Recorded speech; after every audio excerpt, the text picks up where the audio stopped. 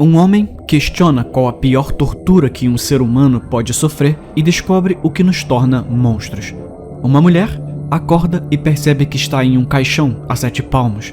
Um jovem volta para casa e cruza o caminho de seu maior perseguidor. Esses são 3 pesadelos que você encontra no meu novo livro.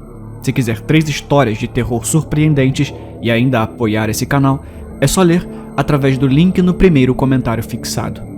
Agora sim, vamos pro vídeo.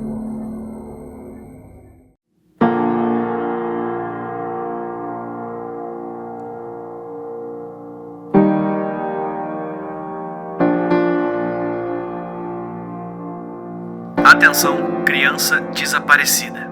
A voz falhou em falso entusiasmo pelo interfone, forçosamente doce para não alarmar os clientes que faziam compras. Mesmo assim, todos pudemos ouvir o aborrecimento na voz, enquanto o código familiar nos obrigava a parar o que estávamos fazendo e procurar uma criança perdida. Já tínhamos 3 hoje e era quase meio-dia. Muitas vezes elas estavam escondidas em um cabideiro, esperando que sua mãe os encontrasse. Ou às vezes nós as encontrávamos no corredor da padaria, mastigando alegremente uma caixa de doces que eles abriram e seus pais se recusariam a pagar. Eu revirei os olhos e gemi mentalmente. Honestamente, quão difícil era acompanhar o seu próprio filho. Eu sei que as crianças são pequenas e às vezes escorregadias, mas não desaparecem no ar.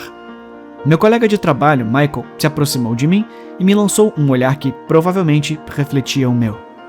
Ele é um menino de 5 anos, vestindo jeans e um moletom vermelho, cabelo loiro e olhos verdes, tênis branco, caucasiano, o nome dele é Henrique. Michael repetiu para mim com um suspiro. Começamos a caminhar pelos corredores, assim como todos os meus numerosos colegas de trabalho.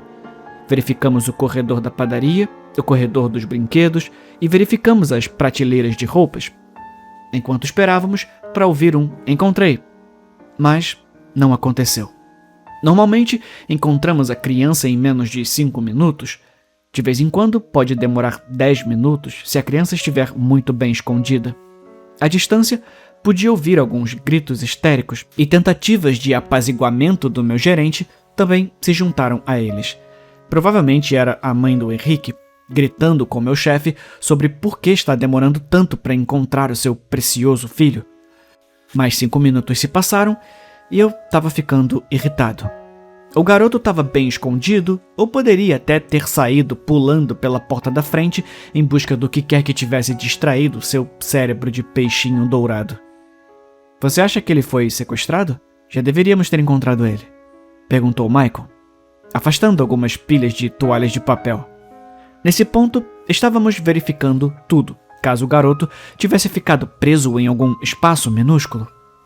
Não sei, espero que não. Tenho certeza que eles vão chamar a polícia. E tem câmeras de segurança por toda parte. Eu disse, tentando parecer tranquilizador. Mais do que tudo, eu estava ficando mais irritado. Isso impedia que todos realizassem seus trabalhos e também me recusei a ficar até mais tarde de novo. Eu queria jogar alguns jogos antes da faculdade amanhã. Hoje foi um raro dia em que eu não tinha nenhuma tarefa para entregar e eu queria relaxar depois do trabalho. Jurei que se algum dia eu tivesse filho, ele ficaria na coleira o tempo todo que estivéssemos fora de casa. 30 minutos se passaram antes que os policiais entrassem pela porta. Alguém havia ligado para eles. Se era a loja ou a mãe das crianças, eu não tinha certeza. Se meu chefe ligasse para eles, isso significava que o garoto provavelmente não estava na loja, e isso trouxe o medo do sequestro. A polícia passou por mim sem olhar e tive um vislumbre da mãe de Henrique. Ela era aquela típica mãe bonita, mas seu rosto estava contorcido de histeria e lágrimas escorriam por seu rosto, manchando seu rímel. Em seus braços estava uma menina angelical que, felizmente, não estava chorando, mas parecia chocada com os soluços de sua mãe ou com a situação. Uma de nossas supervisoras me encontrou e me disse para voltar às minhas tarefas normais de armazenamento no estoque. O nome dela era Ashley, e ela era uma pessoa muito legal e uma das minhas supervisoras favoritas. Havia lágrimas em seus olhos e eu sabia que ela provavelmente estava preocupada com o menino. Ela estava grávida de 7 meses de seu primeiro filho, então esse era provavelmente o seu pior pesadelo que se tornou realidade. A polícia já encontrou alguma coisa? Eu perguntei. Ela balançou a cabeça. Eles estão revisando as imagens da câmera agora, mas não sei se encontraram alguma coisa. Vai ficar tudo bem, Ashley. Talvez o garoto tenha simplesmente, saído correndo e ido pro parque. As fitas vão mostrar o que aconteceu com ele. Eu gaguejei tentando tranquilizá-la. Eu nunca fui bom com mulheres chorando. Ashley sorriu pra mim. Obrigada, Ro. Você tá certo. Eu tenho certeza que vai ficar tudo bem. Eu continuei com o meu dia. Ainda fiquei aqui por mais 5 horas e a atmosfera de todo o lugar mudou. Todo mundo tinha um boato sobre o que havia acontecido com o garoto, mas o consenso era que ele tinha quase definitivamente sido sequestrado. Mais 2 horas se passaram antes que a voz soasse no interfone. Atenção, criança desaparecida. Dessa vez, a voz não trazia nenhum indício de aborrecimento, mas sim de medo. Mesmo eu não me importando com isso dessa vez, eu realmente esperava que encontrássemos alguma criança gordinha mastigando algum doce que tinha roubado. Era melhor do que a alternativa. Michael me encontrou novamente e me deu a descrição da criança. Dessa vez é uma menina, asiática com um vestido rosa de bolinhas, sapatos pretos e cabelo preso num rabo de cavalo. O nome dela é Daisy. Ele sussurrou para mim e pareceu alarmado. Todos nós paramos o que estávamos fazendo e vasculhamos aquela loja de cima a baixo. Não a encontramos nos primeiros 5 minutos, nem mesmo na primeira hora. A polícia foi chamada e, mais uma vez, ouvimos os sons de um pai histérico gritando por sua filha. Quando meu turno acabou, praticamente corri para o meu carro. A loja estava se tornando muito opressiva e todos andávamos por ali com uma crescente sensação de alarme. Ter um filho sequestrado era terrível, mas 2 em um dia era algum tipo de padrão sádico. Quando cheguei em casa, minha mãe me perguntou o que havia acontecido no trabalho. Aparentemente, a notícia se espalhou e até uma equipe de notícias apareceu do lado de fora da loja, falando sobre as 2 crianças que haviam desaparecido. Foi surreal ver a minha loja no noticiário, ainda mais ver meu chefe ao vivo na TV, falando sobre como estavam trabalhando com as autoridades. Não trabalhei no dia seguinte por causa das aulas e fiquei grato por isso.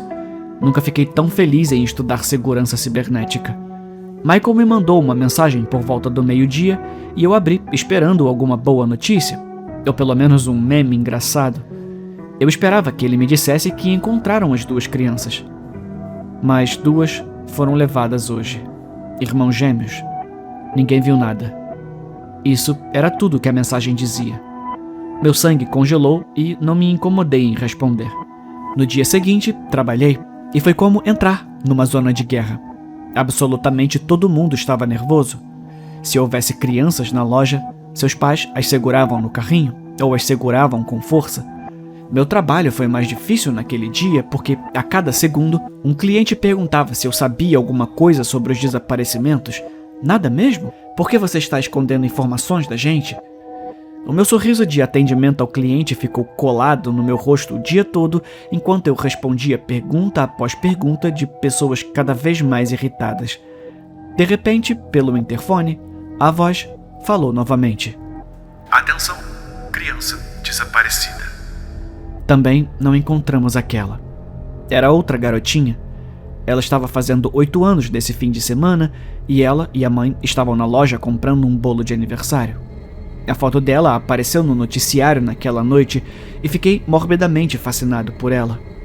Ela era uma garotinha fofa e quase me levou às lágrimas, me perguntando o que algum pervertido poderia estar fazendo com ela. Sim, talvez eu não tivesse o maior amor pelo meu trabalho, mas ainda era um lugar que eu também estava amarrado. Eu tinha amigos que trabalhavam lá, conhecia quase cada centímetro da loja e a ideia de algum predador entrando naquele espaço e levando uma criança inocente era assustadora para mim. Meus pais me pediram para me demitir, mas eu não consegui. Eu precisava de um emprego para pagar as minhas contas. Pelo menos eu não poderia desistir até ter um novo emprego definido. Michael me contou que Ashley havia saído da loja. Eu não poderia culpá-la.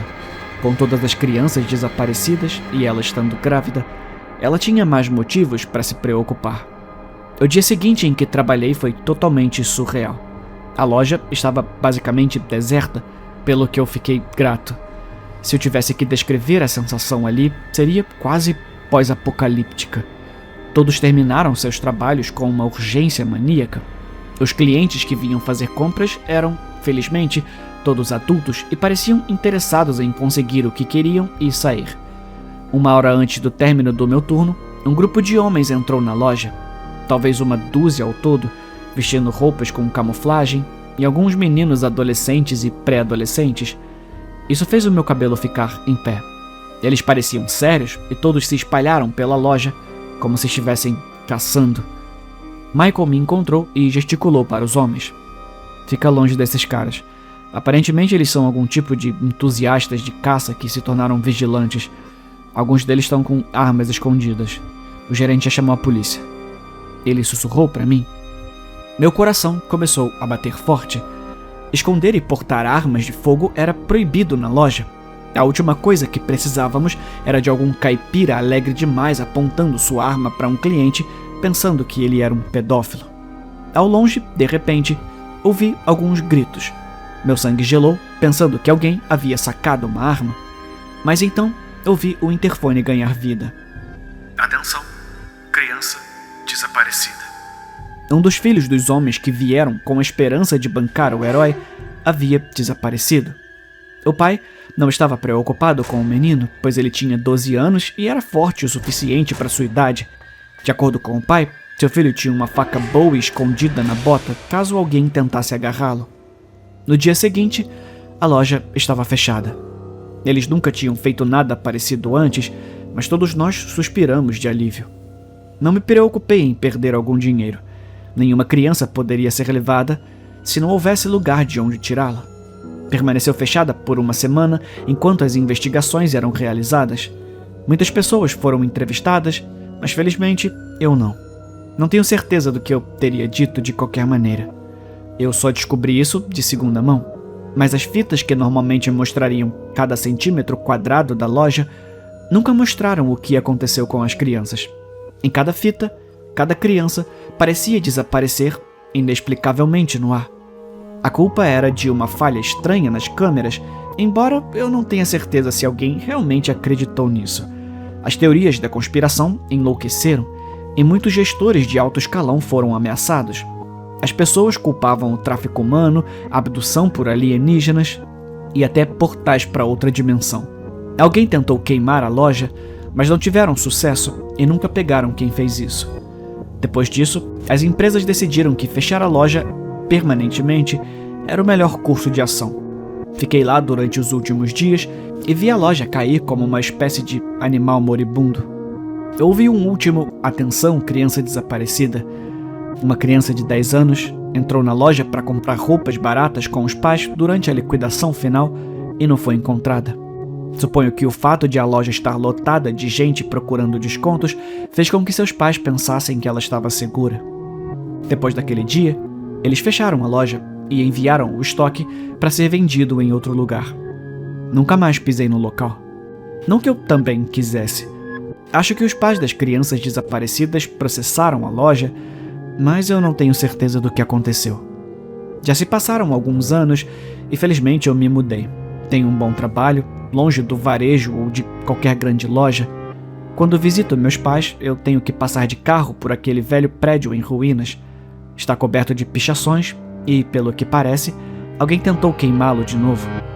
E esse lugar se tornou uma fonte de lenda para as crianças que vivem lá.